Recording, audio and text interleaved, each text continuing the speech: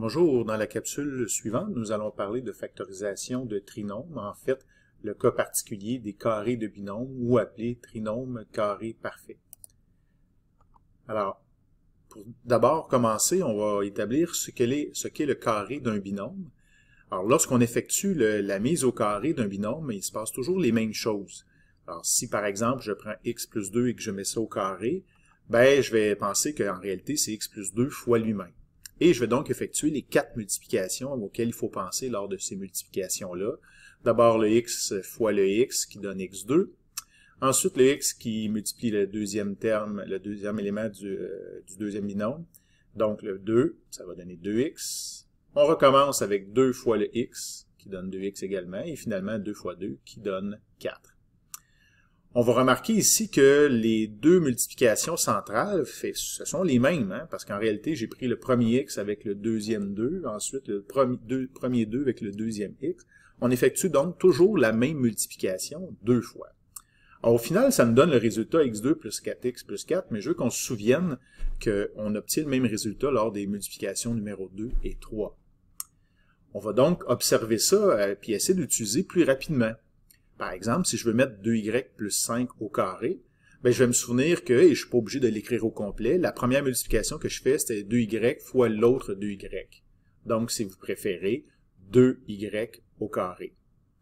Je me rappelle aussi que je vais faire deux multiplications successives identiques, le 2y fois le plus 5, puis le 5 fois 2y. Donc, je vais essayer de sauver du temps en écrivant 2y fois 5, que je fais deux fois. Et au final, la dernière multiplication, le 5 fois le 5, donc 5 au carré. Alors, quand je mets un binôme au carré, je peux donc effectuer ça plus rapidement ici. Donc, mon résultat final, 2y fois lui-même 4y2, 2y fois 5 fois 2, 20y, et 5 au carré, 25. Alors, j'utilise maintenant les exemples suivants pour essayer de vous faire remarquer quelque chose. Donc, dans nos deux premiers exemples, on avait ces carrés-là qui nous ont donné ces réponses-là, et si par exemple, j'utilise x moins 4 au carré, ben si je utilise la même stratégie, je vais faire le x au carré comme premier terme. Je vais faire le moins 4 au carré à la fin, qui va me donner plus 16. Et je vais devoir faire deux fois la même multiplication, soit x fois moins 4 fois 2, parce que je vais faire cette multiplication-là deux fois. Ça va nous donner le résultat suivant. Et de façon un petit peu plus rapide, ben, si je faisais 3x moins 7 au carré, donc 3x à la 2, 3x fois moins 7 deux fois, et moins 7 au carré, ce qui nous donnerait 49. Vous avez donc devant vous 4 trinômes qui sont en réalité des trinômes qu'on appelle parfaits, résultat du carré d'un binôme. On va s'apercevoir que ces trinômes-là ont des particularités bien évidentes. Alors, comme vous pouvez le lire à l'écran, alors le premier terme et le dernier terme, ceux en bleu et en jaune, ce sont toujours des carrés. C'est normal, c'est le résultat d'avoir mis le premier élément du premier terme du binôme au carré et le dernier terme du binôme au carré. Alors, on remarque aussi que dans les deux derniers exemples, mais qui s'appliquent également dans les deux premiers, le signe du deuxième terme se trouve en réalité à être un même signe qui sépare les deux termes du binôme. En réalité, ça aussi c'est logique puisque pour les obtenir, on a fait la même multiplication deux fois du premier et du second terme. Alors à ce moment-là, si on le multipliait par exemple dans le dernier 3x par moins 7, ben, ça va me donner moins 21 fois 2, donc moins 42. On va donc s'apercevoir aussi que le terme du centre, et c'est toujours le résultat du produit des deux termes du binôme qu'on a mis au carré, pour lequel on l'a doublé. Donc le moins 42, ben, c'est le résultat de 3x fois moins 7 fois 2. Pour le voir encore plus de façon justement visuelle ou graphique, imaginons le dessin où maintenant je ne prendrai pas des nombres, mais je vais simplement prendre A et B comme deux éléments de mon binôme. Et je voudrais les mettre au carré. Je vais même utiliser le dessin d'un carré justement, dont la largeur serait et la longueur serait de A plus B par A plus B. Pour ajouter au visuel, je vais même séparer mon petit carré en plus petites sections. Donc il y a un segment qui mesure A de long, l'autre qui mesurerait B de long. Alors, si je voudrais trouver l'aire de chacune de ces quatre zones-là, ben, je ferais longueur fois largeur et j'obtiendrais les 4 réponses suivantes. Encore une fois, on est capable de constater qu'il y a un carré A2 il y a un autre carré à la fin, B2, et il y a deux éléments identiques, A fois B. Alors, quand vient le temps d'écrire la réponse de A plus B au carré, ben, ça va nous donner A2, B2 à la fin, et au centre, AB, A fois B, deux fois. Donc, ce sont les caractéristiques essentielles d'un trinôme carré parfait ou d'un carré d'un binôme.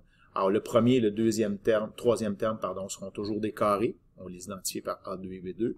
Et le deuxième terme sera toujours le double du produit des deux termes qui étaient dans le binôme.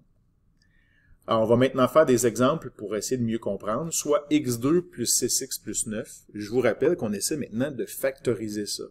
Quoi fois quoi va donner x2 plus 6x plus 9. Ben, si on a la chance que ce trinôme-là soit un carré parfait, ben, il va respecter les deux conditions qu'on a données précédemment dans la diapo précédente. Donc, mon premier terme est un carré, x2, et on l'a obtenu en faisant x à la 2. Le second terme, 9, est aussi un carré, on l'a obtenu en faisant 3 à la 2. Donc, si tout va bien, le deuxième terme devrait être le double du produit de ces deux éléments-là. Fait que si je fais x fois 3, ça donne 3x, fois 2, ça donne bel et bien 6x. Donc, je peux être certain que x2 plus 6x plus 9, ben, c'est le résultat du carré d'un binôme fait avec x et 3, donc x plus 3 à la 2. Autre exemple, A2 plus 10A plus 25. Vérifions si les premiers et derniers termes sont des carrés. A2, oui. 25, oui.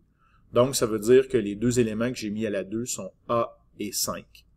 Voyons voir si le terme central correspond au double du produit de ces deux éléments-là. Donc, effectivement, A fois 5 fois 2, ça fait 10A. J'ai donc un trinôme carré parfait. À ce moment-là, je vais pouvoir faire mon binôme à la 2 en me servant du A et du 5 pour faire A plus 5 à la 2. On pourrait réeffectuer la multiplication, puis on verrait bien que le résultat est effectivement celui qu'on cherchait. On continue avec nos exemples. 9x2 moins 30x plus 25. Ben là, on continue. Premier terme, c'est un carré. Oui. Troisième terme, c'est un carré également. Donc, j'ai mes bons éléments. Alors, est-ce que le terme central est le produit des deux? Ben, si je fais 3x fois 5 fois 2, ça me donne 30x. Je regarde le terme central. Oups, c'est moins 30x. Ah oui, comment ça se fait? Ben, c'est que notre binôme était constitué d'une soustraction plutôt que d'une addition. Donc, le B va être moins 5 au lieu de plus 5. D'ailleurs, quand on fait moins 5 à la 2, ça donne quand même 25. Alors, tout fonctionne quand même bien. Et j'aurai donc mon binôme au carré qui sera 3x moins 5 et non pas plus 5 à cause du moins 30. Alors, il faut faire attention à certaines situations. Alors, les trinômes ne sont pas tous des carrés parfaits ou des carrés de binôme. Quand je regarde l'expression suivante, ben, je vois que le trinôme a l'air d'être un trinôme carré parfait. Malheureusement, le moins 4, ce n'est pas un carré. C'est bien important, le dernier terme doit être plus quelque chose. Donc, moins 4 n'en fait pas partie. Quand je regarde celui-là aussi, mon premier terme est un carré, mon troisième terme l'est aussi. Malheureusement, mon deuxième terme n'est pas le double du produit de 2x et de 3, parce que c'est ce qu'on aurait dû obtenir.